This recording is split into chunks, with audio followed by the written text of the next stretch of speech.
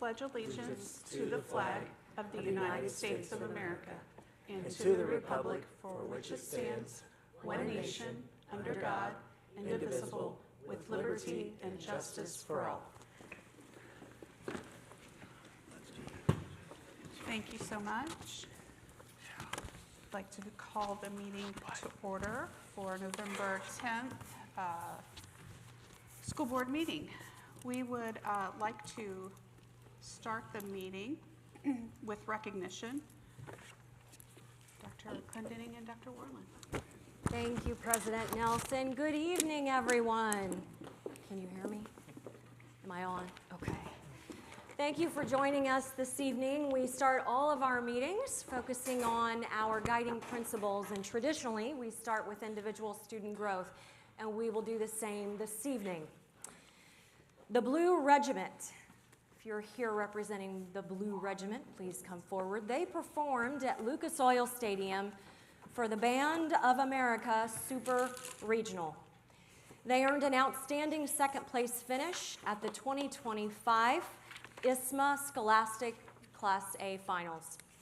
This marks the 10th consecutive year the Blue Regiment has qualified for the Scholastic Finals. So congratulations to our students and to our director, Tim Kosh. Please join me in congratulating them.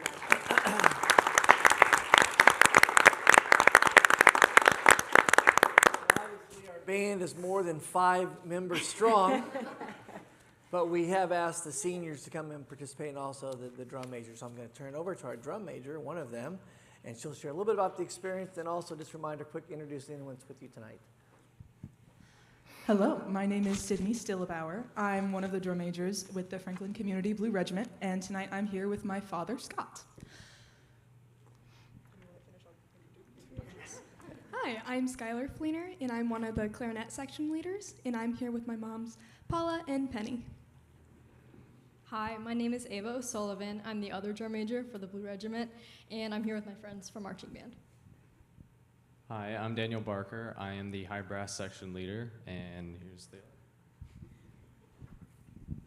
Hi, I'm Joseph Saylor, and I am one of the low brass section leaders. Okay, so some information about our show. It was called Unboxed. This is the show shirt. And some of our music was Eleanor Rigby by the Beatles, Everyone Wants to Rule the World and Mad World, O Fortuna from Carmina Burana, and exit music for a film by Radiohead. Our props were from the Bluecoats, which is an independent group in marching band, and they won second in the nation. So we also got second in the state. So I think the props are just a good luck. All right, well, thank you very much. Everyone a senior? Nice. So you get to come back and everybody else is going to leave you, huh? All right. Well, good luck in your future endeavors. Are you all staying in music, or are you going to do something else? I plan on doing medical illustration, Okay. so I'm very excited. I plan on going to Ball State University to study music education. I'm not sure on where to go yet, but I plan to study biology and hopefully do jazz ensemble in college. I see. I'm going to continue doing music at either IU or Ball State. That's great. Well, good luck. And we're Good going luck. to have you come right over here to the middle. We're going to take one picture. Step this way. Congratulations. Good work. There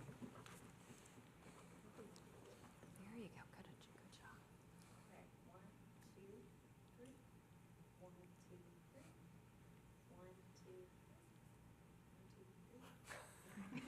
Thanks, everybody. Oh, wait, I know the real reason. What the heck? I forgot. The real reason you guys all do everything in school. The pencil from Dr. C. All right, thanks, everyone. Good work. Congratulations. Bye. Liam Fenig, if you're here, please come forward. Oh, there's Liam. We want to congratulate Liam for becoming the first Franklin boy to win the boys cross-country sectional race since 2008. He also placed 63rd in the boys cross-country state finals. Congratulations, Liam, and congratulations to Coach Jeff Powers.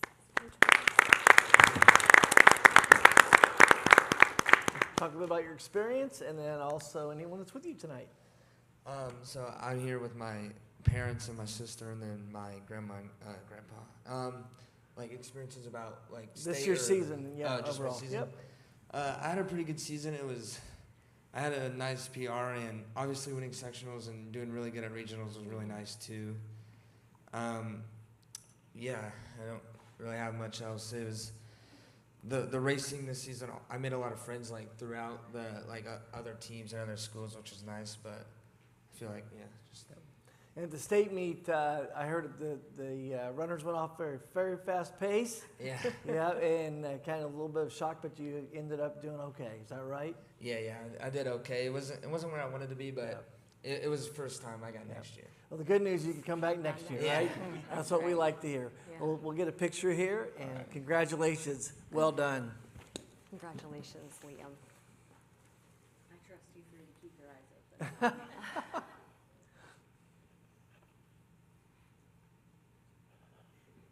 Thanks. Congratulations, Congratulations. Liam. Nice job. I was looking at pictures, I'm like, oh. Congratulations to our November Central 9 Students of the Month, Westlyn Bonner and Culinary Arts, Westlyn, Brittany Gearhart, and Medical Assisting. They're not with us. If you see them around school, please congratulate them for us. Congratulations again to all of our students, to our families, parents, teachers, coaches. Thank you all for everything you do for our students. An excellent job. Job well done. Collaboration is the next guiding principle that we are going to cover this evening. If Principal Cheryl Moran would please come forward. CBIS Principal Cheryl Moran was recognized at AMLE 25 conference as a finalist for the National Middle Level Educator of the Year Award. This is a well-deserved honor that celebrates her dedication to middle level education and the incredible work happening at CBIS. Under her leadership, the school completed a rigorous review process highlighting best practices and continuous improvement, ultimately earning recognition as one of just 17 schools of distinction in the nation and the only one in Indiana. That's what I thought. Congratulations, Principal Cheryl Moran. Congratulations. I am Cheryl Moran. I came by myself this evening. AMLE has changed the focus for our school because it concentrates through research-based practices what's best for 10 to 15-year-olds. It's been a journey. It's taken the entire staff to kind of look at what's best for the student and change some of our practices. It has not been easy, but it's what is best for the kids. So that's what got us to where we are today and what got me that nomination. So it's really my staff, not me. Let's thank them. Congratulations. You get a pencil. Yes, I know it. I've waited forever. Here goes back up there, yeah. Congratulations. Actually, can you get all the school board in this picture as well? Nope. In this one? Yeah. Do I? We're all like, please do. Yeah. Is that, all right.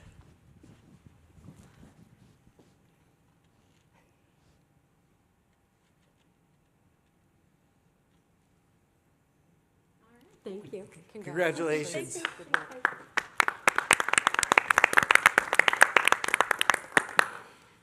That concludes recognition for this evening.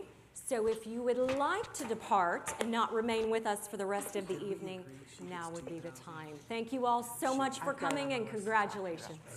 Yeah. We need to look at it. Huh? We need to look at it over there. Well, she should. I know. Yeah. It's good.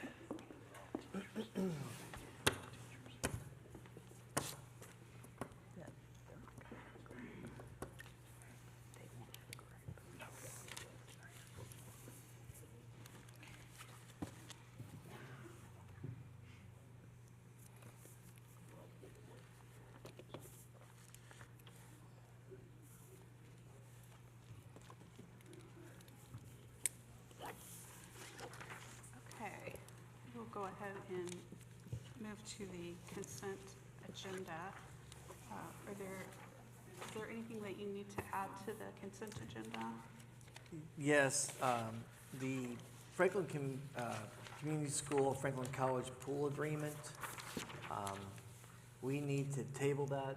Mr. Young brought up a point that we need to make sure is answered inside of the contract, and that is not the case. So we do need to table that one for tonight, and we can bring it back in December. Did you point out the one difference from was here too about the length of it? We went from Yeah. what, 3 or 5 years down to 1 year. Yes, it will go to a one-year contract in that as we travel forward. In addition, I wanted to, we're getting ready to act on the administrative salaries. I just want to say thank you to our admin team.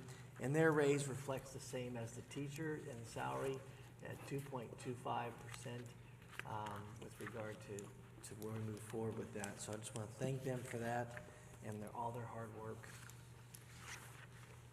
I also have one clarification on the Baker Tilly agreement. I asked Baker Tilly why the top right corner had a date of August 29th of 2024. That is because this is like a sub-agreement under an umbrella agreement with Baker Tilly. So every time they do a project for us, they send an engagement letter like this. So that's why it shows an earlier date like that. And unless you have any questions, that's all I had to add. The question about the Head Start agreement, is that just a renewal of the same agreement from prior years past, kind of verbatim? It is. So Roger's already looked at it in the No past. changes to that. Okay.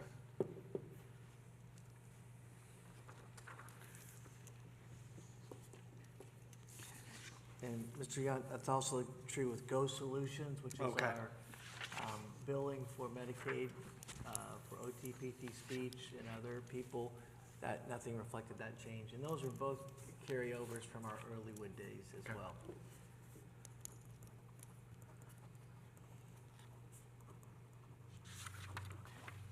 Is that all? Okay, do we have any questions from the board? Are there any public comments? Okay, all I need is a motion.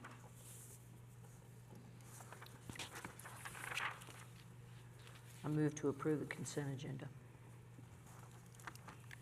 Second. All those in favor, signal by saying aye. Aye. Opposed? Okay, the consent agenda passes. Next, we will go on to the superintendent reports. We have the AI pilot project. Carla Taylor. Thank you, President Nelson. I'm going to join Carla. She was giving me some grief earlier about sitting up here and letting her stand down here. So we're going to tag team. We've spent a lot of the day together. We attempted a trip to an AI conference this morning at 6 o'clock at Purdue and turned around and came home.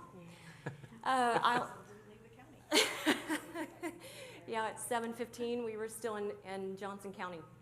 We're super excited to talk about our AI pilot project. Thank you to Doug. He's joined the team. Natalie, if you want to go, or can I do it? Yeah. Oh.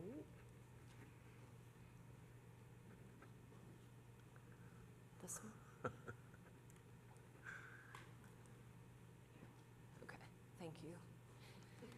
When you look at the presentation, the Y that you will see is a Y from IDOE. So the Indiana Department of Ed, and I would say the Federal Department of Ed, such as it is, both support AI and the work that we're trying to do, that educators are trying to do in our discipline. But I want to talk about Franklin Schools for just a minute. I would say 2 years ago, we had a few faculty reach out asking questions.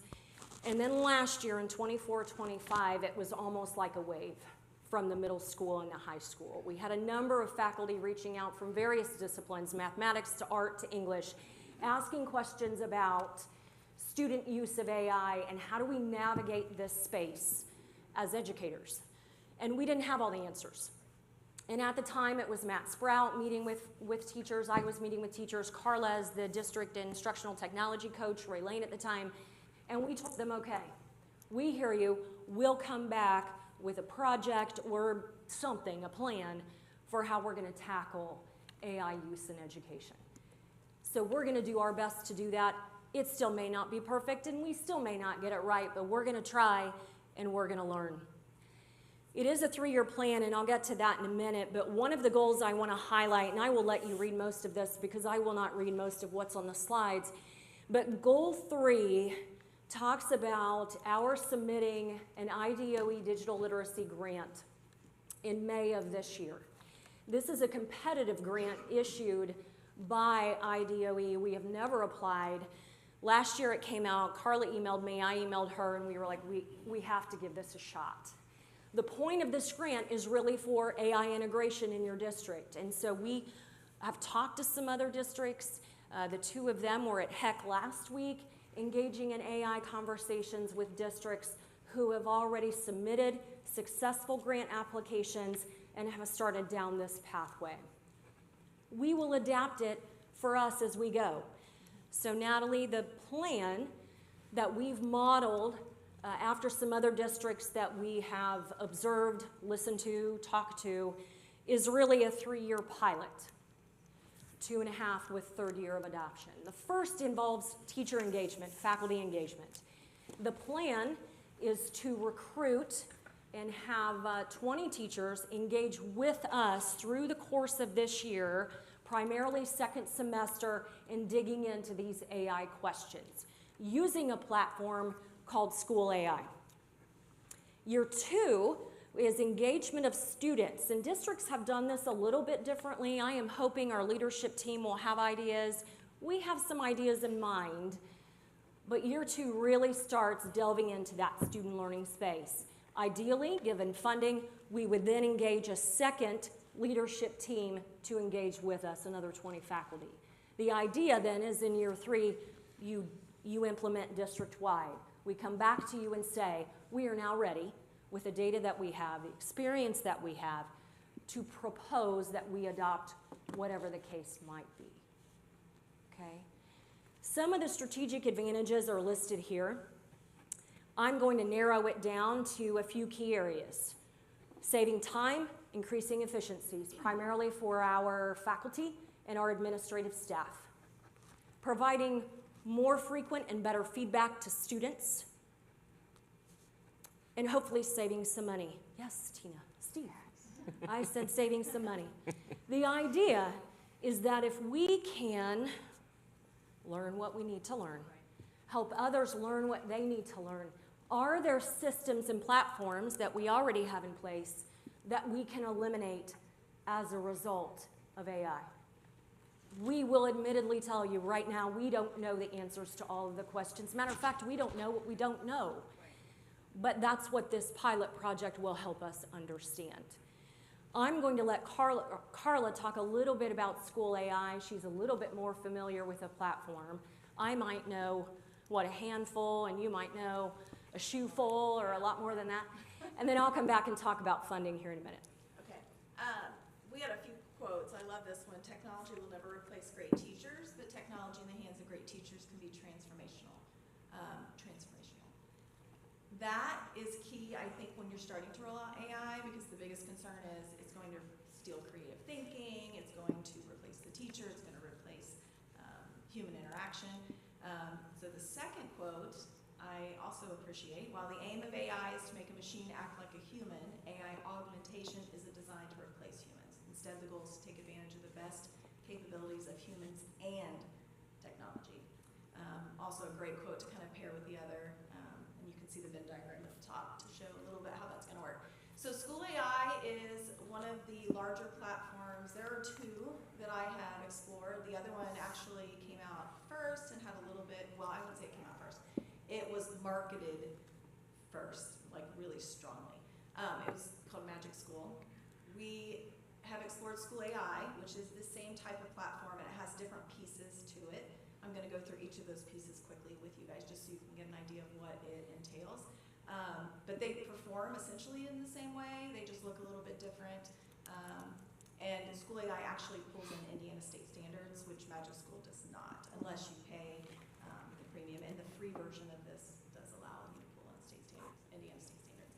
Okay, so there are three main buckets or places that you can go with School AI. There are tools. That's like your general preset, like you can design a lesson plan, and teachers can go in there and pick out these tools. So it's going to increase productivity, efficiency. It's going to take out some of the legwork they don't need, which allows them then to put in the creative pieces that they do need and to prompt it to generate things that are going to be useful for our students.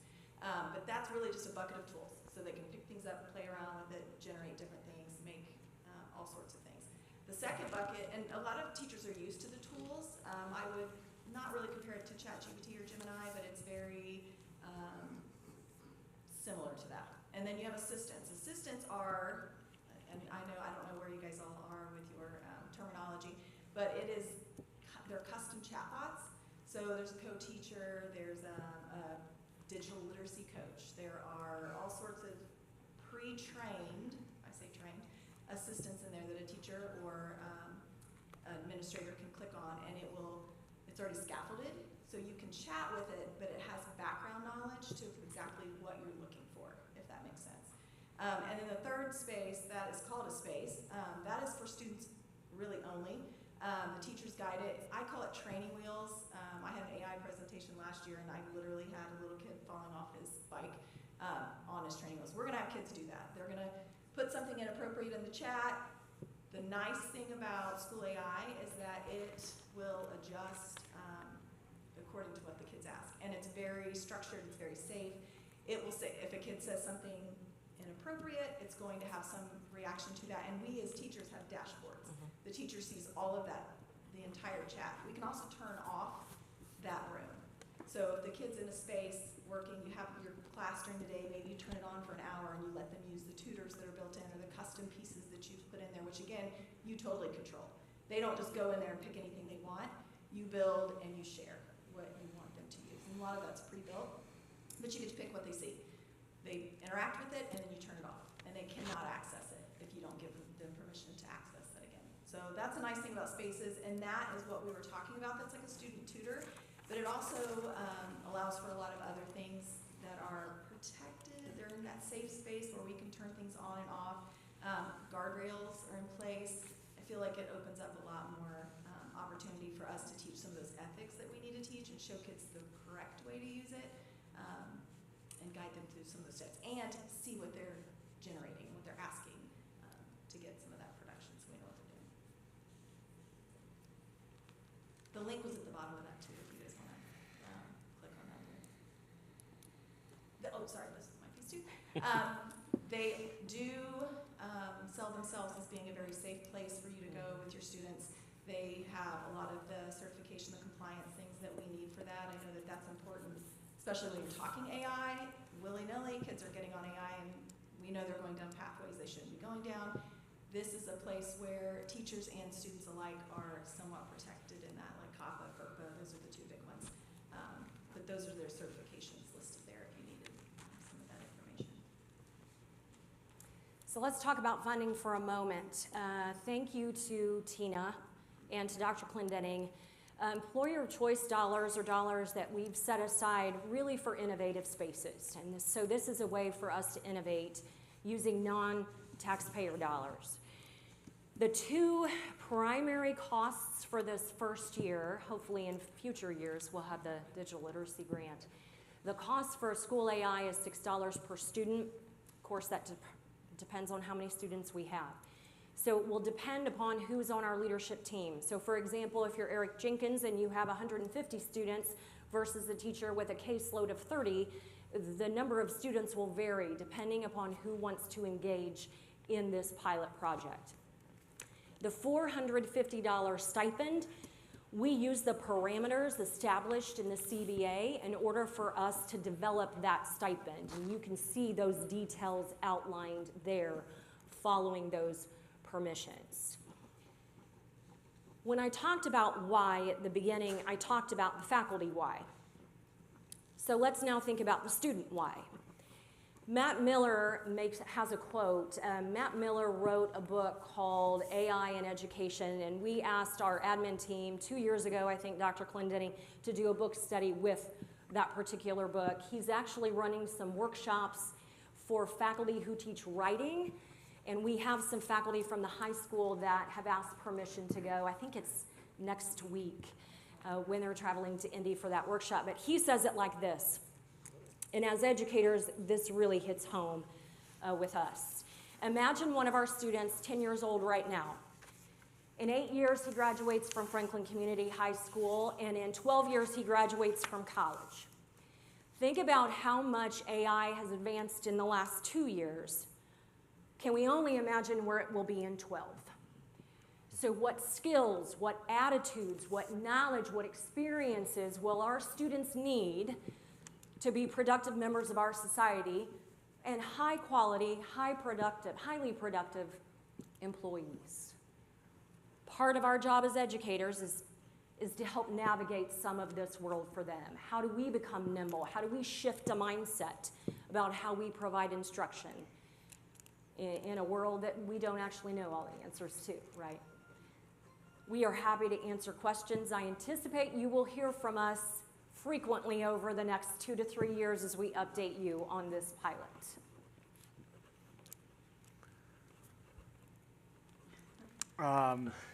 As someone whose profession has seen AI and is heavily regulated, where in fact lawyers have been disbarred for the use of AI, and our rules of professional conduct are developing and adding things on AI, do we see the need to add any sort of internal policy on how AI is used so that it's not abused and that it truly is a tool that is used to aid in helping develop something rather than a tool that can be used for laziness? And because as you pointed out, it needs training. My wife works for ServiceNow and business software and works on AI development and says it is a far from perfect world that is changing daily, and until we're able to train the AI software, it's still amazing what it can do, but it's going to be a long way off. And so I think we need to look at how we use it, what are the ethics behind it, right? I assume that's part of, right, of teaching kids of the ethics of AI. Yes. So, I mean, those are all things I think we need to be looking at, because it's something that can easily be abused. But you're right, it's a tool that's not going to go away, but it's a tool. And there are, Common Sense Media is a great place to go for digital citizenship lessons. We've been doing that with our elementaries. They do have, they're keeping up, trying to keep up, so we design some things to really target some of that. I think Google has some education pieces too for students. So there are a lot of resources that we can use to set that up. But I absolutely agree. I think putting something into that acceptable use policy in 2025 looks different than it did in 2000. Sure. So adding something in there I think is smart and kind of make it cut and dry a little bit. And we do have a little bit that we added, I think a year ago, in the acceptable use policy, but part of this project with faculty is looking at policies and procedures. Do we have the safeguards in place? We've also inserted language into the handbooks so that we can discipline students if necessary because it's in the handbook. So we do have some, but have we gone far enough? Are we where we need to be? But risks, benefits, and ethics would all be part of our goal. You know, it's interesting. I just met with my high school seniors and juniors and freshmen, sophomore, and I asked the AI question. What should we do to help? If you're going to help us write the policy, what would you say? Interestingly enough, overwhelmingly said, don't let it be a cheat code. Let it help us, but don't let it be a cheat code, and we would get in trouble if that's what it turns to. So you have kids saying the same thing. What are those parameters we're going to put in? And I would encourage us to allow the kids to help us in the policy structure. They're living in this world right now, and we know that it's going to change immensely. So when we met with them, I asked about AI specifically because I knew we were having this conversation. And I have been meeting with the teachers as well during my listening tour, and I talked about AI. What do they see the changes coming and some of those things? So I think, Dave, your comments are well received, and we will add those in as we continue to look forward. And I would assume it'll be part of our grant submission to some impact of ethics, et cetera, correct? Yes. Well, and I guess maybe, is there an aspect where it's considering what higher education is, how they're allowing it to be used as well? Because we are essentially training them to move on. One of the conversation pieces that came up last spring, I think it's all blended together, but we talked about some communities have actually come up with a collective group of professionals that come together and talk about the different ways that it's used in their business. You have somebody, you know, like the president of the college or a banker. You could have someone in sales. You can have, you know, all these different people that might have a voice or have questions about it or even share their own opinions of it, just so we get that span of people that would be able to bring different viewpoints in. Just like, you know, he pointed out, being an attorney, that's going to have a different, you know, you're going to have a different protective viewpoint. Someone else might say it's the best thing ever, but they're a little, you know, they can be a little looser with it, where our kids can't be. We have to teach them still how to use those critical thinking skills with the AI to make them be the best that they can be. So we want them to be future ready, but we don't want to just throw it at them either. So. And we've talked about in year 2, as we work with students, finding a way to run some community conversations with parents. We think it's important to help parents understand what's changing in this landscape as well. So community members and parents as part of that conversation too. Professor, someone who is setting up some of the same rules that our teachers are setting up now to prevent things. So all I heard was lawyers and laziness, so I appreciate you drawing that. Appreciate you drawing that parallel for me. There are plenty of them. Yeah, so does school AI become its own, what do they call them, LLMs, is that right? Does it continue to grow as other schools join in this venture with school AI, or does it become at some point like an FCS LLM where it's relevant to things happening in our district? That's a great question. I do know we have some surrounding districts that are using it, that have adopted it. Some of them with the digital literacy grant. Bartholomew County has it. Franklin Central has it. Those are the two big ones, and those are two of my hero tech people that presented all the tech conferences. The fact that they're both using it, Nadine Gilkison and Brenny Coomer from Bartholomew County, is a sign to me that that may be the route we want to go. Magic School, Whiteland is getting ready to, I think, adopt or pilot. I'm not sure where they are in that process, but I talked to some people about that. And when I went to a workshop earlier in the fall, I met with teachers from Kokomo that are using Magic School. So it's interesting that different people are adopting similar things, but those are the two that keep coming forward. And School AI, she said, when we met with the rep, she said, we spent less on marketing it, which is why Magic School is everywhere. There's a little purple unicorn, and it's useful. It really is, it's a great site. She said we spent less time on that and more on continuing to really build our site and make it the best it can be. So I'm assuming that we can but we can customize it too. Okay. We can customize specific things in there, especially for students. We can put parameters in there that say, you know, and it's like if they're in the student space, it won't ever answer a question for them. It asks them questions, and then we'll give them an affirmation, or it might give them a redirection, but it's never going to solve the problem for them or give them the answer. We played around with it. We've tried different things just to check its limits. I'm pretty impressed, actually. Awesome.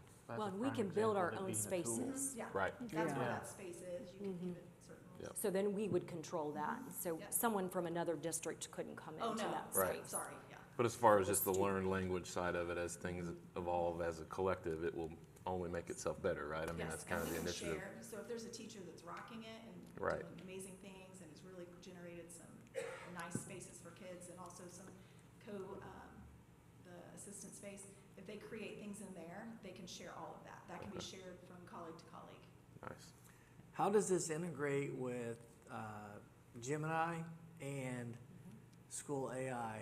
Because Gemini right now is the Google suite. Do they interact together? Do we block one another?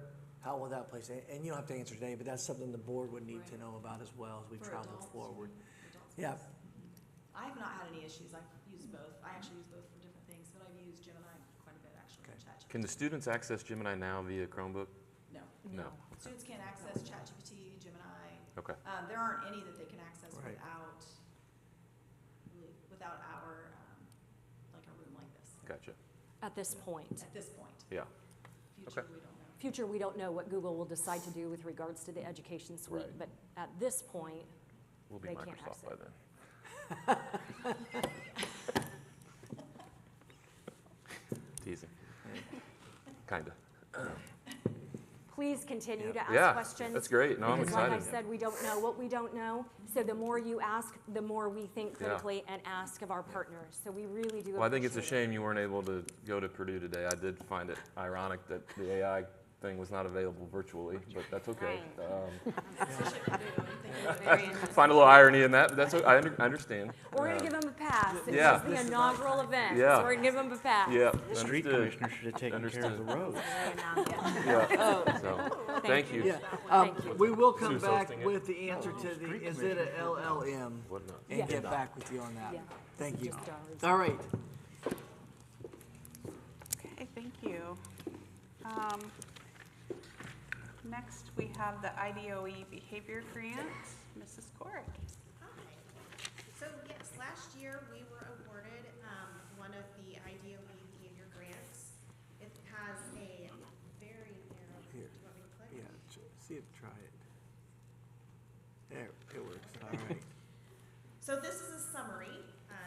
You can see that it had a very narrow focus. So when we wrote the grant, it had to be used specifically for students with IEPs, so in the special education arena, and for behavior, obviously, being a behavior grant.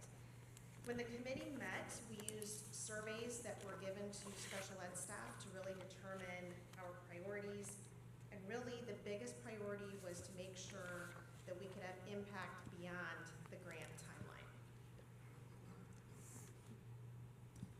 So one bucket that we included in the grant was training. In the summer, so this past summer, we had over 60 people in the special education space, so staff and assistants, attend a 2-day behavior summit to kind of kick things off.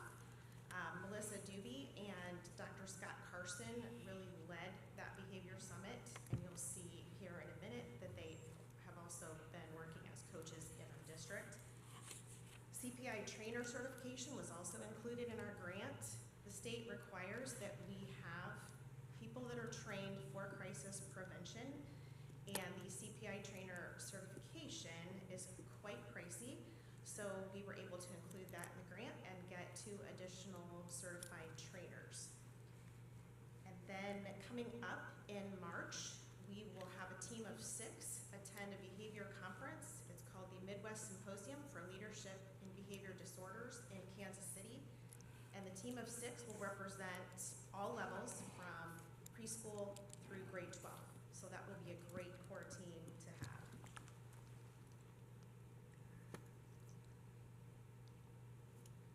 Okay, another need that was identified in the survey from teachers especially was just the need for more social skills resources. When they are working with students, and very often it is included in their IEPs, having social skills lessons, sometimes they get to the point of just needing more ideas, more solid lessons.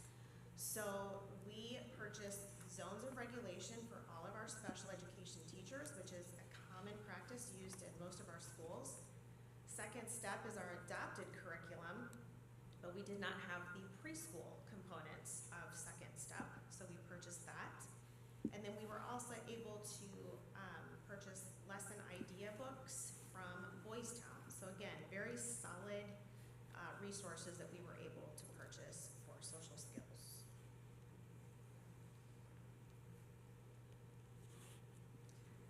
Okay, and then I could have labeled this, instead of materials, the more proper term, I could have just said things. Sometimes we just need things to help our students. So things like sensory items. You can see on this picture the wiggle stools, Big Joe chairs. It's actually Big Joe and a Little Joe chair, depending on the size of the student. Headphones, what we call chair bands, sensory items. In the very bottom, you see those white shoe boxes, where they look like shoe boxes. They are called task boxes, and they are specifically designed really for students with autism to increase independent activity, so they are things that students can do. It also addresses sensory and fine motor skills, and those can be quite expensive, so we were really excited to be able to purchase those. And those are primarily being distributed to our essential skills class, but our OTs also have access to those to use for specific students. So that's really exciting to have a lot of those. And this was the most exciting part. I remember speaking about this last year, that we really didn't want consultants to come in and do a one and done presentation at a retreat. We wanted them to really be able to do in the moment work with our staff. So behavior generally comes from kind of two different major root causes. One can be autism and one can be emotional disabilities. The behavior can look the same, but clearly two entirely different causes. So Melissa Doobie is an autism expert. She is coming in monthly, primarily working with our essential skills classrooms because we see a lot of students with autism in those spaces. So she is working monthly. And I was not able to get a picture of her, but I have seen her working directly with the teachers in the classrooms and developing strategies. She gives them reports with suggestions, so that has been very helpful. Dr. Scott Carson has actually been in our district weekly on Thursdays, and he will continue that through just this first semester. And he does a process called behavior mapping. In that picture with all the posters in the back behind him, it is a collaborative process, and parents are involved with that, and he leads the entire team through this process of identifying why are behaviors happening, why is this student continuing to struggle in this area, and ultimately arrive at answers that can then feed actionable steps for the committee. And I'll tell you, the biggest positive about that has come from parents.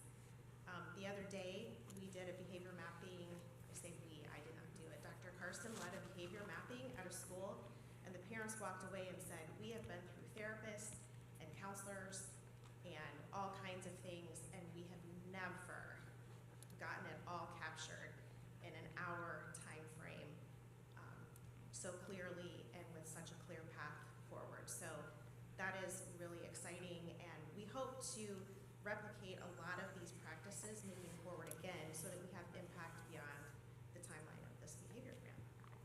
So that is a quick summary of where we have been. Are there any questions? You spoke to the CPI trainer certification. We're training our own staff, or? Yes, Okay. so good question. So 2 people became actual CPI trainers. Okay. And can then train staff that need that training. Okay. Every school has a CPI team that they would call upon in those crisis situations. But there are also some staff that work in maybe areas where those high behaviors are more likely, and we get them trained as well. And there's a rotation. You have to be trained, and then you get a refresher class to maintain your certification, and it just kind of keeps going. So, Thank you. yeah. Any other questions? Thank you. Thank you. Thank you.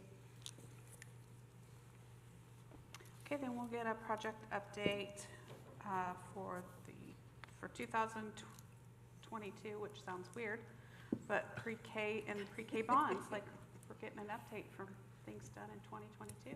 I don't think there's much in 2022. This is mostly going to be the pre-K bond, the capital project fund, and the maintenance bond, 24 bond. I will tell you that none of these images are AI generated. They were taken with an iPhone 13. Some of them out the window of my passenger. I might know my own driver's side. Some in the windshield. Some I got out and walked. Oh, and you were operating a mobile phone while driving? No, I stopped. Okay. If you were moving, they'd be blurry. So I just wanted to make sure you knew these were all original. All right. Okay. So the first one up, our Ag Pack and Athletics project that we have at the high school. When you go out there now, you see a lot of things laying around and a lot of dirt. Those are good things. That means we're moving along. At the top there, on the left is the soccer field. On the right is the hitting barn, which will be coming up, and on the left, you can see sort of in the back by that corner, there's an area cut out. That's where the Performing Arts Center storage building will be built, and then the pre-engineered metal buildings, those are all the pieces laying there on the ground as well. We'll talk a little more about the roof that you can see there, but that's not part of this right now. I've looked at this, one of the things, and we'll go on to the next one so you can see some pictures of the other areas. One of the things that has happened and is going to start tomorrow, I believe, weather pending, is they're going to start doing some soil stabilization out there to make sure those areas are flat, and if a large truck or equipment has to be driven out there once the fields are in, we don't get indentions in there to ruin those playing fields.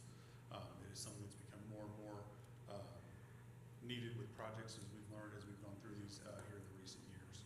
But it should give us the quality field and play for our students as they move forward in their careers, and as we have more and more kids come through to last for a long time. But that stabilization should take place this week, and then turf companies coming in. Target is the turf company that does the installation of the field turf next week. Does the weather with the snow and then the thaw, does that factor in at all? Once the stabilization gets done, it's not, that's what's caused it already to kind of be a little. So is that actually kind of a good thing that we've had this weather? It'll highlight some issues? Maybe, but once they stabilize it, it won't make a difference one way or the other. Okay. But I got to go out and actually watch it, and they bring a big triaxle truck, and it just drives back and forth, the big dump truck back and forth to see if it dips into the ground, and you can see the ground undulating a little bit underneath it, which means we're not too bad. Or it wasn't too great, I'm sorry. It wasn't the worst he said he'd ever see, but it wasn't the best. When we look at these, the top one I believe is our baseball field. In the middle is the band area and where the ag barn, the entrance going in there. And then on the right is the softball field. The main target coming up, this has caused a little bit of delay in getting the turf down, but our main date is March 1st, and that is for softball and baseball to be done, and the hitting barn for the season that is coming up, and they're still on track for those things. So we've asked about that every time, and even with a little bit of delay, they're saying we still are on track to be done by March 1st for those three. And then they'll move on to soccer and band and performing arts and ag. They're kind of doing some of that simultaneously, but the turf people will be coming and hitting those first to make sure those fields are ready for the competition in the spring.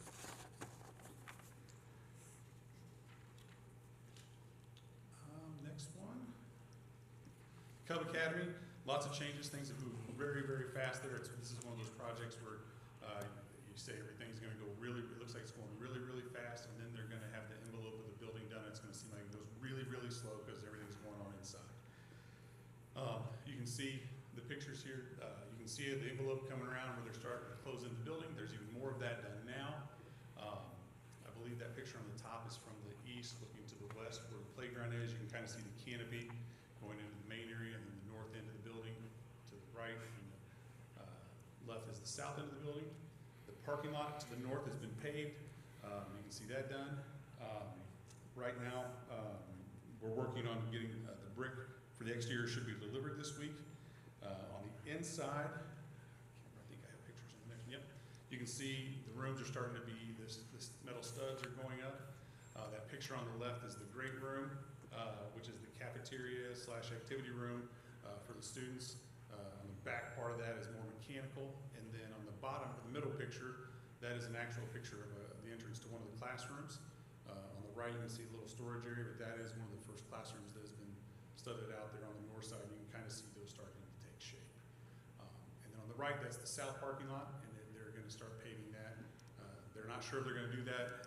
They might wait till the spring to get that done once the weather gets a little better, but they're debating on that right now as to whether or not they'll pave that before we get really bad weather. If we get a long stretch of good weather, they may get that done before the cold gets here.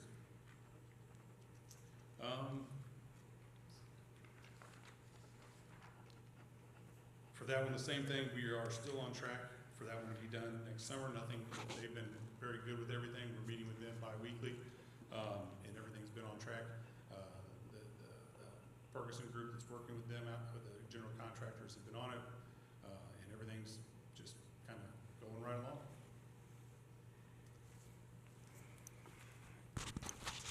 The high school roof, everybody says, well, it's the brand new building, it's the brand new building. It's the thing I keep hearing from everybody in the public, and I keep going, it's 20 years old. You know, same thing when you're with your home, 20 years old, you start having problems with the roof. And the thing I like about some of these pictures, you can start to see the differences, and people didn't notice this until we started doing some things. The picture on the right, you can see the lower level, the grayer, the little lighter gray, those are new areas that have been done. That top is the weathered black area that you can see the weathering that's happened. Same thing on the picture on the bottom. You can see the newer areas on the bottom and the dark black at the top. As they've gotten going on this building and started working on it, they've started to realize how bad some of the underside was. They've had to take it all the way down to the metal decking, get rid of all the it's OSB board that's underneath there, and even the insulation because it had been wet. So replacing all that, sometimes all the way down to the metal, and then building that back up so that we're not having leaks. We're just about done there. It's taken a little longer than we expected, but we should be done in the next couple of weeks with hopefully if the weather works out. I will give Mr. Ahaus and Mr. Wagner and the high school staff kudos. They have been great to work with. This is not an easy project with all the shingling that has to be done. It takes a while, and we've worked during school hours, and staff's worked great with us. He has coordinated with us very well. Camerling, the construction group that's done it, has worked very well with the high school staff too. If there are ever issues or they're in a spot that needs to wait or we move, we've coordinated very well together to get this taken care of, and are looking forward to getting this part of it done. When this part's done, about half the building will be done, being re-shingled at the end of this part of the project. The next one, the middle school boiler upgrade. These are the new boilers. On the right, on the left are the pumps that went in for them as well. Again, boiler that was 20 plus, 25 plus years old that was in that building. One of the big things last year, it caused quite a bit. People on Walnut Street started to get really upset when it got cold. The building tried to catch up, and the old boiler couldn't catch up, and it almost sounded on Walnut Street and in those neighborhoods like the Friday at 11 siren going off. The exhaust coming up out of the roof was so loud they were calling and complaining about it. So with this, we should be with higher efficiency and be able to keep up with the heating at the middle school. And we're going to find out really soon if the weather keeps up how well we're doing. Luckily, I think we're comfortable tonight, so I think it's working okay. But these are fired up and going right now. Much smaller footprint in the building and higher efficiency. We should start seeing some savings on that coming back to us as well. And hopefully some happier people in the neighborhoods around us that aren't getting woken up in the middle of the night by a loud whistling sound. These are my favorite just because these are so much fun for kids. And you get to see all this. The Creekside Playground, we have 2 little spots of concrete they have to come back and buff out. Dr. Hayden did an awesome job having a ribbon cutting, and then just seeing the kids take off and run and play on this has been phenomenal. With this playground being done, all the schools where we have students that have special needs, maybe in wheelchairs, or have some accessibility issues, now have playgrounds they can go on and have no issues playing on them whatsoever, which is just an awesome thing. And I think I've shared some pictures with you before. Seeing every kid out there just having a blast is one of the coolest things, and just driving by and seeing that's awesome. But with this one being completed, we are now, the 3 schools that have students with special needs now all have accessible playgrounds. And then additional 24, 25 bond projects that we have coming up. We're going to work on the remaining areas of the high school and middle school roofs to get those completed. Intermediate school and high school boiler replacements, we're working with groups on that right now and should be getting some things together for those to get started. We're working with the city. Dr. Glendinning has spoken with the mayor on a pathway from the apartments over by Needham to connect that over so kids can walk over to school without having to walk on the road. High school cross-country bridge is one we're looking at right now. Creekside getting their roof redone. The high school pool liner, another thing that you don't think about that has to be done, but that's one that's been a long time in the making as well. school walking path, that one blinked for me for a minute. All the walking paths we have out there haven't been repaved in a long time, so we'll be looking into that. And then the south lot here at the middle school, if you are a parent that's driven there, there's a couple spots that aren't great. And once we get through the winter, hopefully get that done as well. And I think that is it. Any questions? One of them on the 22 bond is regarding the high school furniture. Oh, yeah. We are looking at replacing the desks. Once again, Mr. Betts talks about the age of everything. Can you talk a little bit about that process and the money allocation? I would probably let Tina talk about the money allocation. Okay. I get to do the fun part. Tina gets to tell me where to get the money, Yep. and I just get to go spend it. But we've been working with Mr. Wagner on replacing some of those desks, those old desks. I call them the old desks that are starting to fall apart. Our maintenance guy at the high school does a great job of piecing everything together, but they're starting to get old and fall apart. You can imagine high school students after almost 20 years being on those, they're not in their best shape. And so what we have done is worked with a group, Business Furniture, and brought quite a few down and had the high school staff test those out, see which ones they like, and are working to get those. And so we've worked on those, and we're getting ready to do an RFP, and I think we're going to take, Tina, stop me if I go too far. Yeah, we're going to take money out of the 22 bond and then some funds out of another bond to try and complete that so that we can get them roughly about 1,000 new desks and chairs in the building. Not quite replacing them all, but replacing quite a few, and then hopefully doing that as we move forward and continue to get them all done. And the funding, we're estimating we'll have about $300,000 remaining in the 22 bond that we can use for this. And then we will take the extra 200,000 or so and out of the 24 bond. So this will be huge for the high school. And I think, didn't that fund like 1,200 out of 1,600? I couldn't remember the exact number. That's why I didn't say it without it in front of me. I didn't want to say the number, but it's somewhere between 1,000 and 1,200. Yeah, so the majority. It's a good start. Yeah. One of the things that we try to do as we do different projects, we do place different items at the very end of the list to say, if we have money, we're going to go pay for this. So going back to 22 bond, all of the other projects came in either under, and we had money just left over, carryover, and as we get ready to try to terminate that entire bond after a 3-year period, and Tina's working with Ice Miller and making sure everything fits within the legal ramifications. That's why we're bringing the desk at this point to everybody.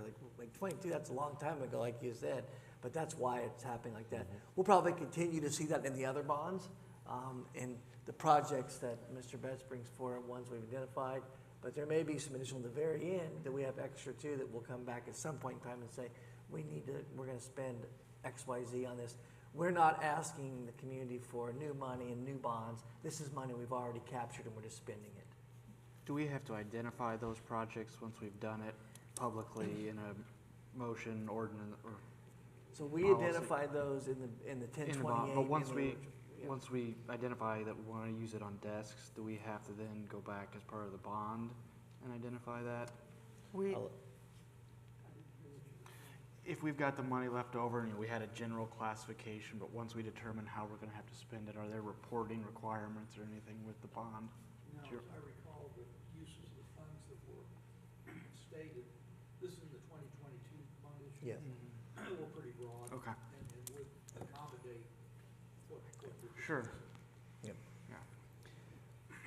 We had a general category of paint, carpet, and furnishings I for just all didn't know if there were buildings. any additional steps. Right. So Benj, do they not do, not to put you on the spot, but You're all right. do they not do soil borings and things when they go to do these athletic projects? Because I feel like soil stabilization was a little bit of a curveball at the preschool. So they do, and what I'll tell you, what I've learned through, because I sort of asked the same thing, Brett, and they said that basically what's happening is recently they've become a little more stringent on what they'll let by. One of the general contractor guys said, if you guys were a private entity, I bet they'd tell you not to worry about it.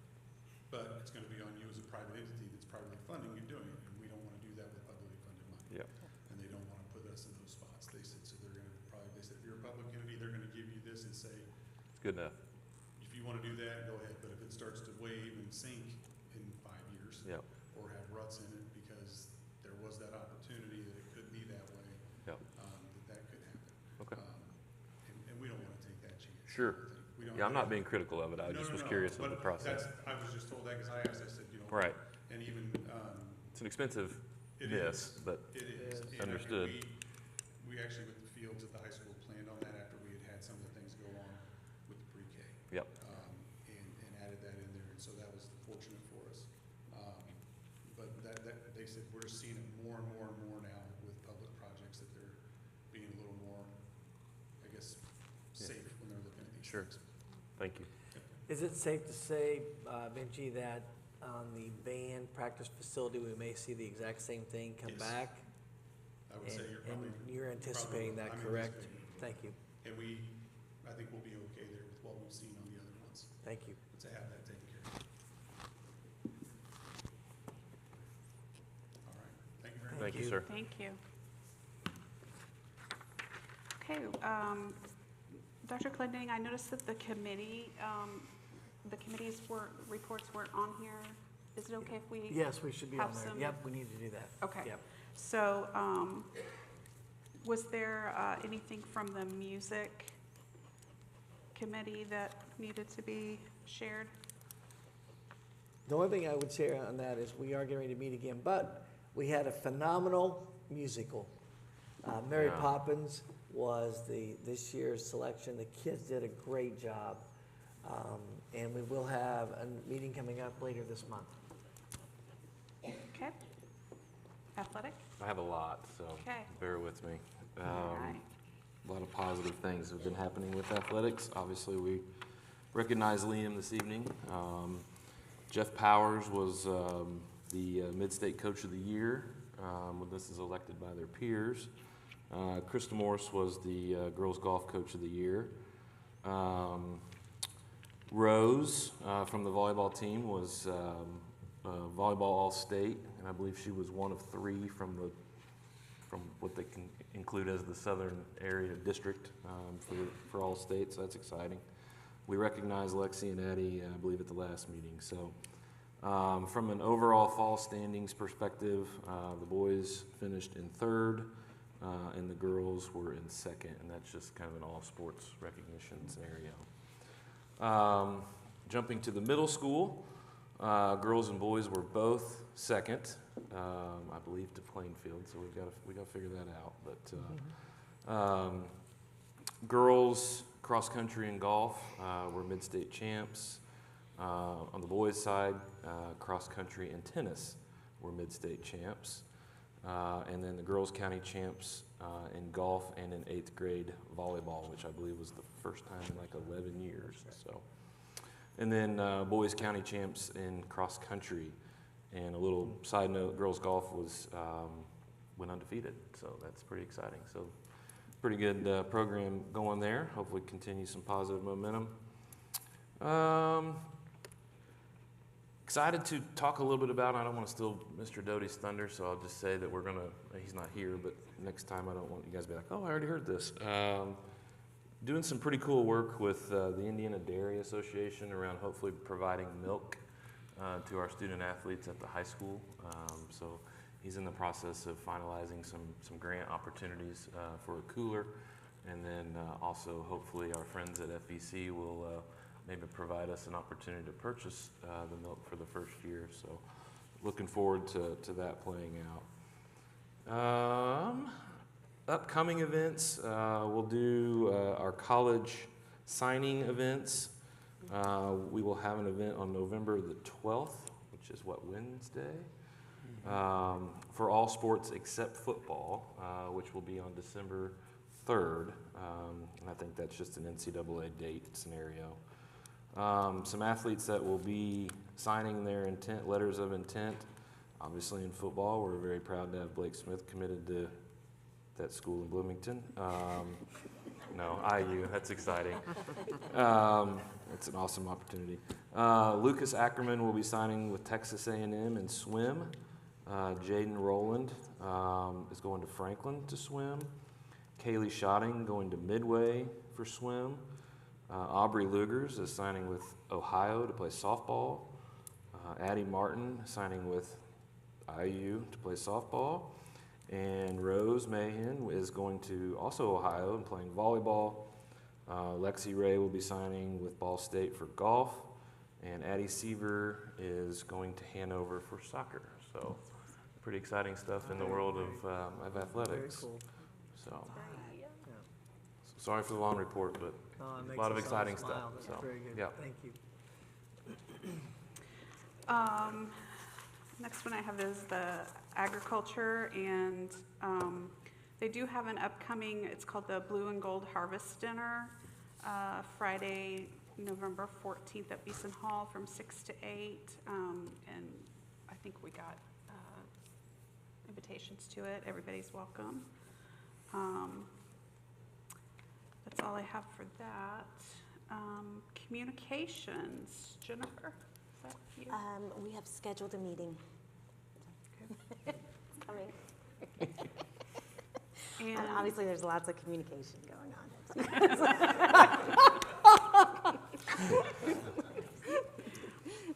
Collective bargaining. Oh, we're done. Yeah, you're I done. think that, yeah. Yeah. For the year, anyway. And then legislative. Well, apparently I didn't sell how much fun it is because no one showed up to our meeting other than Dr. Borland, Dr. Clinton, and Natalie last week. So I'll go through line by line, word by word of every policy we reviewed. No, it was really productive. Made some changes, didn't make some changes, rejected some other things, and changed some language, but productive and very, very informative for me. So we'll see those forthcoming. Yep, next month. Yep. Okay.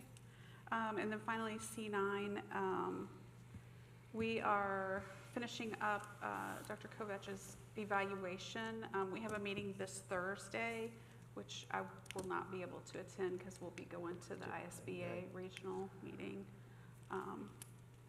So that's all we have there. Also on Central 9, we just received the Form 30A, the funding portion for our section of CTE. And we have you mentioned last time, 159 kids. And in the funding, that also was an increase for us from last year to this year. So that was a really good report. And Steve and Ryan and his team have done a really good job promoting the Central 9 opportunities that we've had. So that money just came in to link to us.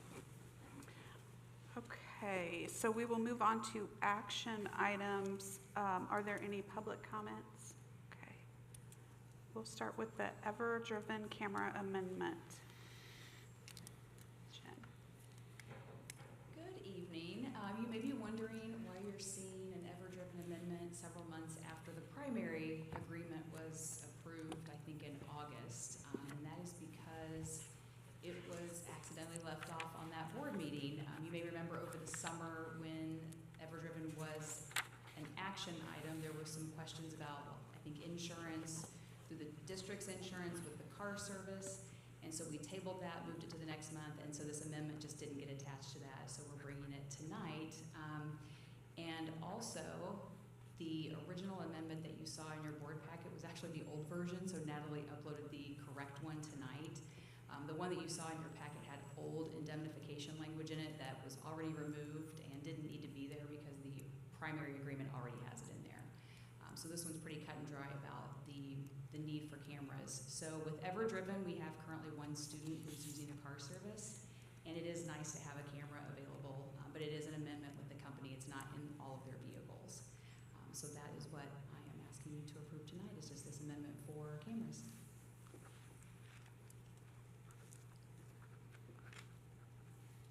Any questions? I would make a motion to approve. Second. Okay, all those in favor signal by saying aye. Aye. Opposed?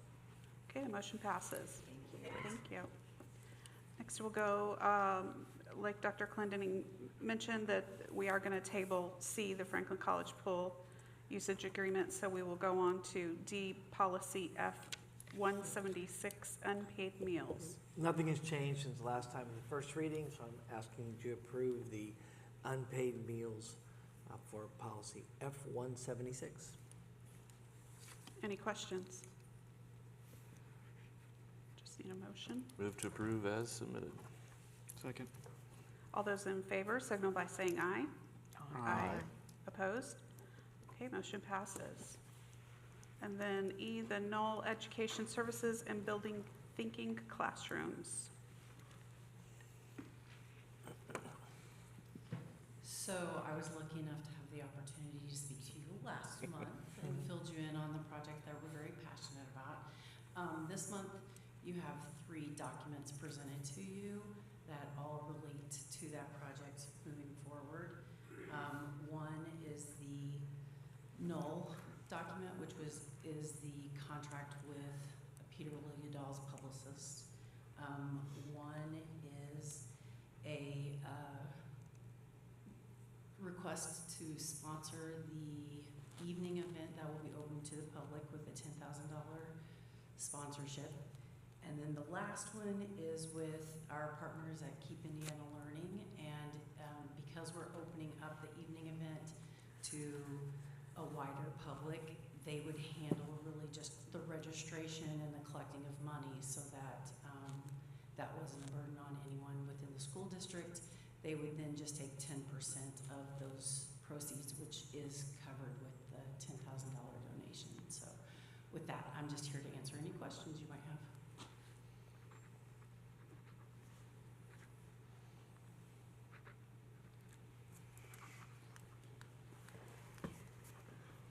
No questions? No questions. No. Thank you for your presentation last month. Thank you. Just And need for a the quick motion. follow. Let's come back around very quickly. Yeah. Yeah, we just need a motion. So moved. Second. Okay, all those in favor signal by saying aye. Aye. Opposed? Okay, the motion passes. Okay, we'll move along to discussion items. Education advance for pathways. Mr. Wagner and Hanson. Yes, I want to thank Mr. Wagner and Mr. Hanson for presenting our Education Advanced Pathways program. Just as a reminder, Education Advanced is a partner we have already on the faculty, the certified evaluation side. This is another side of that software that they offer for us to track pathways, and I'll let them go into those details. I do want to offer, we cover the certified evaluation side through our Title II funding, our federal Title II funding. We have worked in the pathways side into our federal Title IV funding. So just so the board understands, this is part of our federal title funding. Thank you, Dr. Warland. First, I want to introduce my co-presenter this evening, Mr. Brian Hanson. He and I have 3 things in common. Number 1, we both started at Franklin Community High School last year. Number 2, we both hail from the great state of Illinois. It's Dr. Clendang's favorite part about us. And number 3 is that we both have a great appreciation for efficiencies in doing what's best for students. And that's the reason why we came here tonight, to share with the board's information about a application that has kind of come to our attention. Actually, earlier this last school year, is kind of when we started to be made aware of this application and the things that it can do for you as a school and why it's very beneficial for schools to implement and use this application. So I'm going to let Mr. Hanson, first of all, start off here with a little bit of the backstory behind that.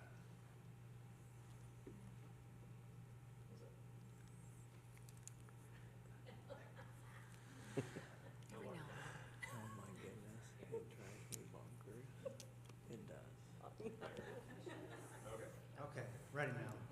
All right, so just this program, kind of the reason that we thought about even purchasing it in the first place was really just as a matter of trying to make our tracking of student graduation more efficient. And there's kind of a reason that we need to make it more efficient, which I'll get into in a minute here. But counselors at the high school now, and what I've done really for my entire career, is we hand track students when it comes to graduation requirements. Sometimes that means that we have an old school tracking sheet, is what we would call it, where we check off credit requirements and any other requirements that the state has layered onto graduation, which has been a lot in recent years.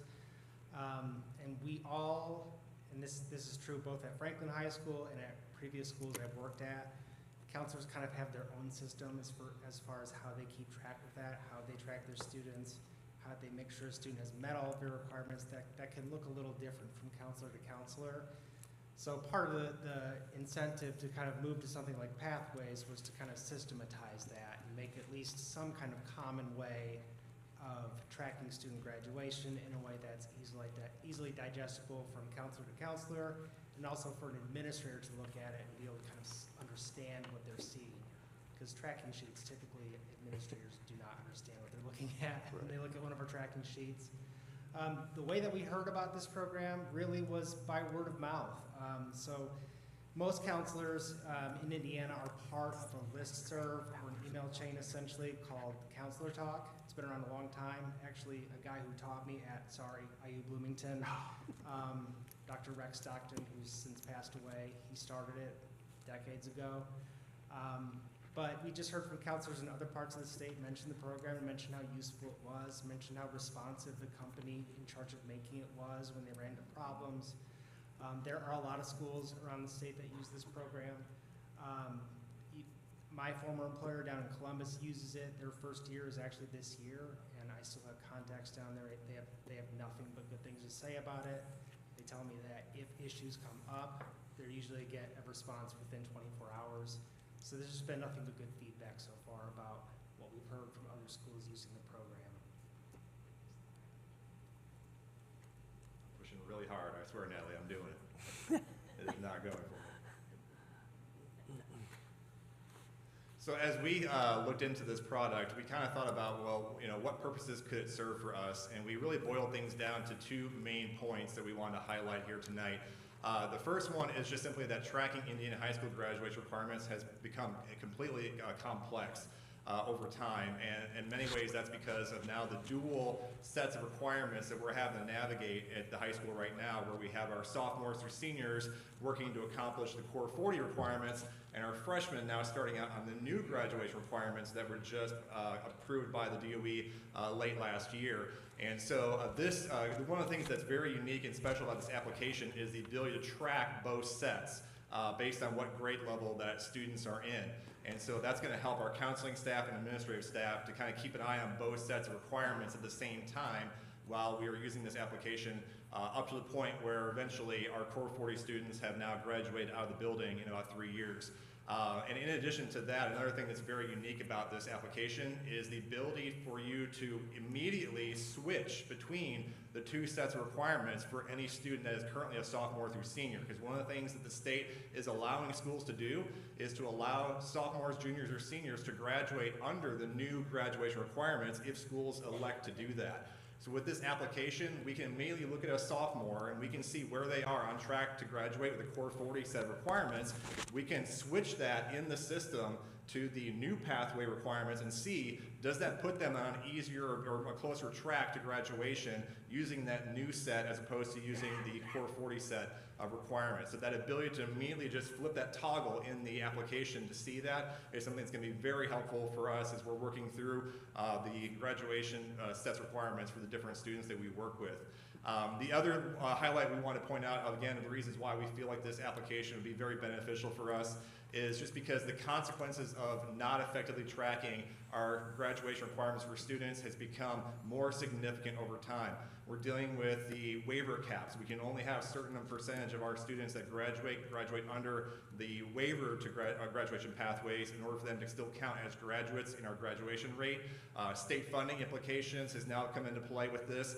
And then now with the new accountability measures that the state has finally released and is about to approve here later this year, those also now are a big part of what we have to look at as we're looking at our students and their graduation sets of requirements to make sure that they're staying on track for those.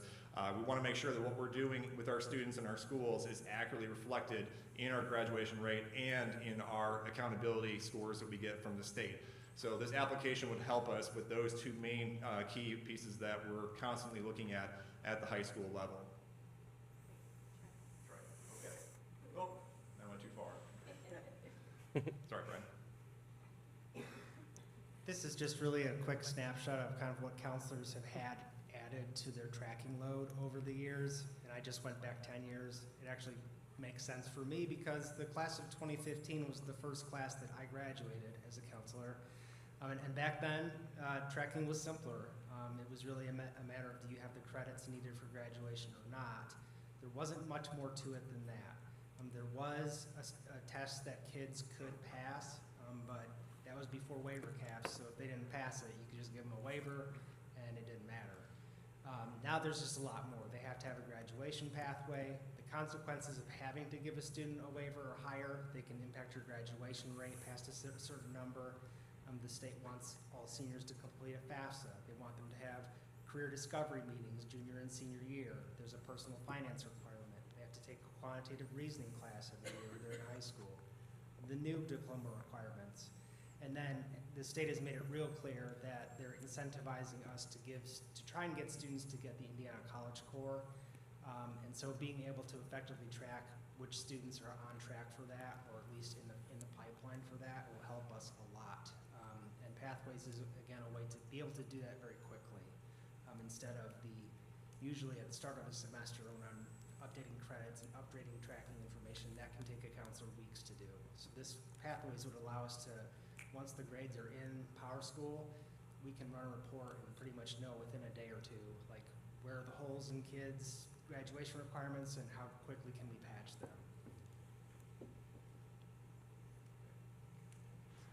You are next slide, if it ever comes up. Hey, there we go, all right. Graduation Pathways is a good example because I think as a counselor you can say, well, I have to see if the student gets a pathway or not, and determining even that can get complicated because there's so many ways that a student can get a pathway. They could pass the ASVAB, they could hit the college benchmarks on the SAT, they could take AP or dual credit courses. There are 24 separate C9 pathways that they could attain. The high school itself has its own in-house, what we call CTE concentrator pathways, so taking agriculture classes, broadcasting, business, construction, and so forth. We also have a bunch of different local pathways that the state has signed off on with art, band, choir, and JAG, which is new for us this year. And we hand track all of it. And I personally, in my career, have been very territorial about that. I like to hand track things, but again, personally, I have sort of reached my tipping point of like, boy, if we could automate some of this or make some of this more efficient, then that would really help. It would help free up time for me to respond to issues rather than having to do a bunch of paperwork for weeks. So. And as Brian mentioned, one of the things that makes this application so useful is that it immediately pulls data from PowerSchool. So at the end of a semester, all the grades are finalized, all that information then immediately gets pulled into this application so that the counselors get that immediate ability to look to see how are their students doing. On average, our counselors have about 400 students on their caseload. As Brian was mentioning, imagine having to hand track the completion of credits of 400 different students. As he mentioned, it takes weeks for them to be able to update their manual tracking of making sure that all their kids are on track to graduate or are where they should be. Now with this application, pulling all that information instantly once those grades have been uploaded, then all of that tracking can now start immediately as opposed to weeks down the road to make sure that we have every kid on track and where they should be. And so on this slide, we just highlighted some different features of the application, some of the things that it can do. The ability to run reports and doing data mining reports where you can run reports based off any metric that this application will pull is a great feature where we can kind of customize reports to whatever we need it to pull out for us. The ability to also enter in manually if we need to any data points. So example of that would be our senior projects. That's something that is very unique to Franklin Community High School. And so we do have the ability to add some manual data points if we have to, things like that, to keep track of those, to make sure kids are keeping up with where they should be. And for me as an administrator, I think the greatest feature of this application is the ability for parents and students to log into a portal that will allow them to see where their child or where they are at on their graduation journey. And so there's no longer a chance for a parent to be confused or to not really have the ability to see, is my kid on track for graduation, or have to wait for necessarily an email from our busy counselors to get back to them. They can now log into this portal and they'll be able to see a lot of all that same information our counselors can now see as well, to make sure that those students are staying on track for graduation. So that is one of the really great features, that when they presented this application to us, that we really were like, wow, that's awesome, because that's something that really parents have not had an opportunity to do before until this application, unless they really knew the ins and outs of graduation requirements and how to then look on PowerSchool and figure that out. This now displays it to them in a very easy to read format, so they can see if their child is keeping up with things. So those are just some of the highlights we wanted to point out of this application, and we hope that the school board will be willing to support this in our efforts to, again, improve efficiency and make sure we are giving every opportunity we've got to our students. So any questions or comments? It seems like a no-brainer, really, but I would say that it also seems intriguing to maybe run in parallel as an AI project.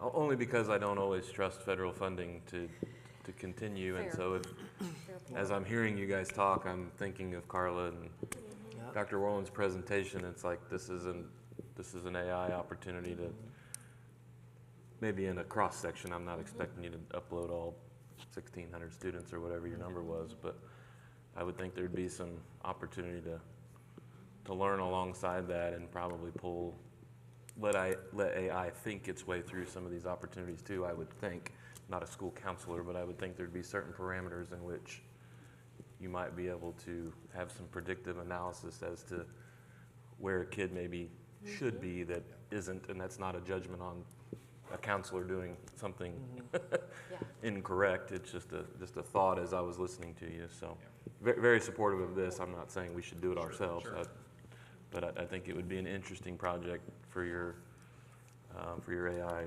journey to figure out if this is something that could be you could Franklinize it maybe a little more than just having to fit into what it does. But, so. Can I ask you how JAG is doing? Yeah, absolutely. I appreciate you asking. JAG is going very, very well. Okay. I keep up with Deanna Hayes, our JAG specialist, every once in a while to see how the program's going. I hear from a lot of the students often about how much they enjoy the JAG program. One of the things that for me so far this year has been just a true indication of just how well it's going is that the JAG program has a lot of students in there that what you typically think of as students that just have never really loved school. They don't like coming to school, they struggle in school, and the things that they say to the JAG program, how much positivity they have about it, and it's one of the reasons why for many of them why they actually do still come to school is because they want to be in their JAG class, and so that I think is the true indication of how well that program has been going. And I'm glad you plugged that in there, Brett, because if the school board could also give a plug to any local politicians, especially at the state level, to really encourage them to throw their support behind JAG. Anything we can do in that effort would help, because it continues to be a discussion about the state looking to even pull back even further than what they already have in the support of that program. And so for us to keep that going, we really do need to get the support of our politicians to keep that program running for our kids. Okay. Yeah. Thank you very much. As far as going back to the Education Pathways app, we did do our due diligence looking to see if there's other products that are out there that could do something even similar, close to what this does. We could not find anything, with the exception that there's a team of people at Perry Schools who have used the Advanced Pathways application. And I think they saw that this was the only product that was out there that schools were using, that was available for schools. So I think they kind of got that greedy money, feel, and they wanted to see if they could come up with something better. And they actually offered to Mr. Hansen to pilot their product to see how it works for him, and whether we think it might be something we could use in the future. And Mr. Hansen said that basically it's light years behind what the Pathways application can do. And so it does not seem like a viable option for us at this time. Potentially down the road is something we could consider if they're able to develop it further to a point where it could compete. But right now, the Pathways application is, bar none, the best thing out there for this purpose. And the cost is $5,500 to $6,000. I think $6,000 is the last quote we got from Mr. Kirby was $5,000. $5,000. So the cost is pretty reasonable. It sounds like it integrates and talks to the other software we're already using, which is huge, Yes. Agreed. And I will second the fact that this company is responsive. They fix problems, they respond quickly, they've been very easy to work with. So I anticipate you will have a similar experience to what I have. That's great. Good stuff. What are you going to do with all your free time? Mr. Hanson, you want to take that question? I figured I'd just take a nap in my office. In all seriousness, it frees us up time to spend more quality time with our students one-on-one, addressing those issues that come up, seeing opportunities that might come up. You know, if a kid is halfway to getting the Indiana College Core, I'm able to act on that faster. And so, to me, there's always going to be some rigmarole with counseling of having to do the tracking or the spreadsheets or maybe AI. I mean, who knows, you know, there's always some element of that that's going to be part of my job, but being able to kind of make that more efficient to free up my interactions with students and have those one-on-one interactions and those conversation pieces, that would be a lot nicer if this opportunity is approved. So, yeah. Okay. Great. Thank you. Thank you. Thank you. Thank you. Okay, we'll move on to the Rascals Fun Zone event contract. Dr. Borland? Yes, thank you, President Nelson. I will take this one for Mrs. Hoagland, the principal at Northwood Elementary. You will see the Rascals Fun Zone contract and invoice attached to the agenda. This is a request from Northwood to partner with Rascals for a student incentive trip in May. They are using student activity money to pay for this experience for students. The cost you'll see on the invoice is about $1,200. Roger has reviewed the contract. Roger, thank you for your back and forth. Rascals has been responsive. Everything has been approved. Students do complete the board-approved field trip form that works in conjunction with these experiences, and all students are now signing, parents are signing those as part of final forms. So if you have any questions, I'm happy to take those back to the building.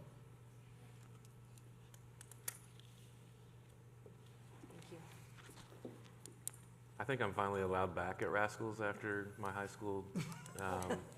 So can we go with? Yeah, I mean, I love a good competitive go-kart race. We have a go-kart race between all board members. Yeah. I was asked not to come back a long time ago. Different owners now. Yeah. I know the owners now, so I feel better. I like my chances. I like Jeff and those guys. So. I think it's great. Thank you. Okay, any public comments on the discussion items? Move along to any board comments? Administrative comments?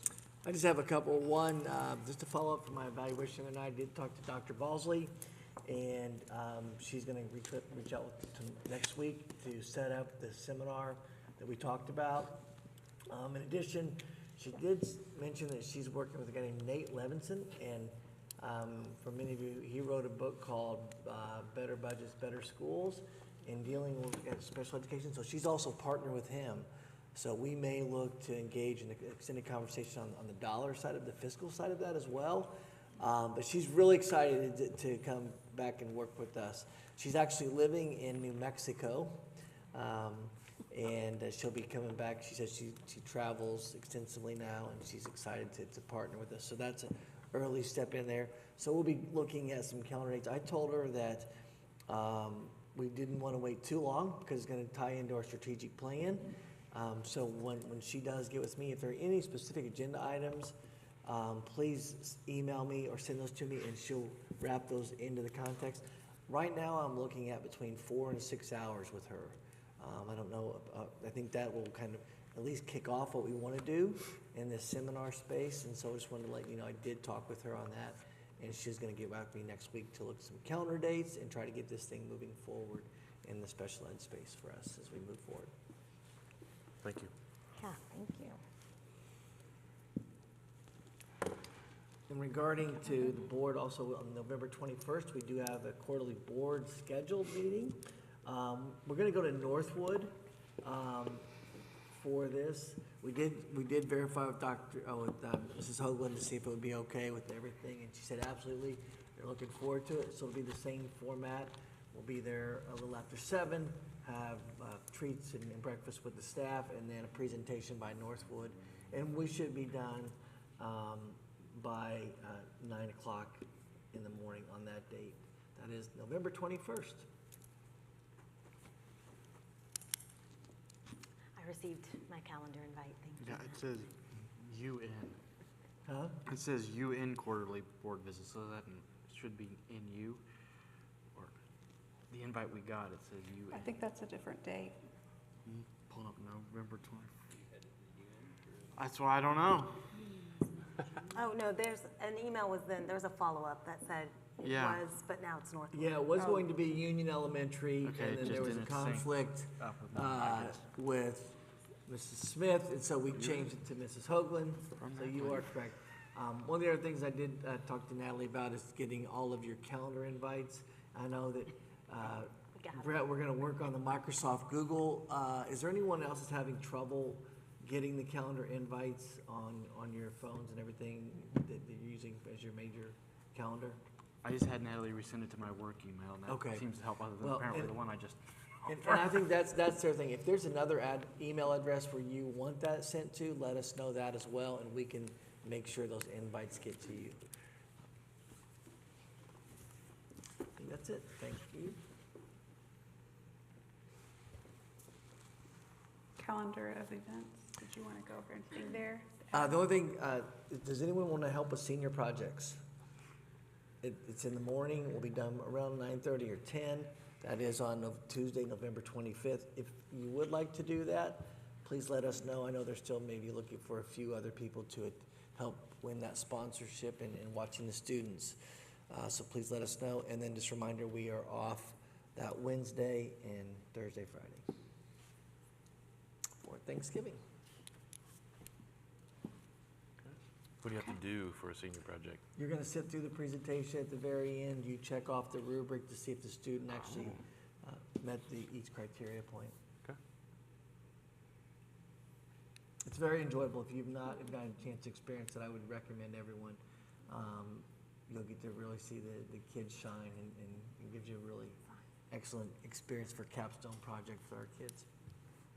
I did it in the spring, and I'm all signed up for the fall. It's really is a good. It's really Okay. neat. Yeah. I think I'm available. Thank you. Okay. Just ask for adjournment. So moved. Thank you.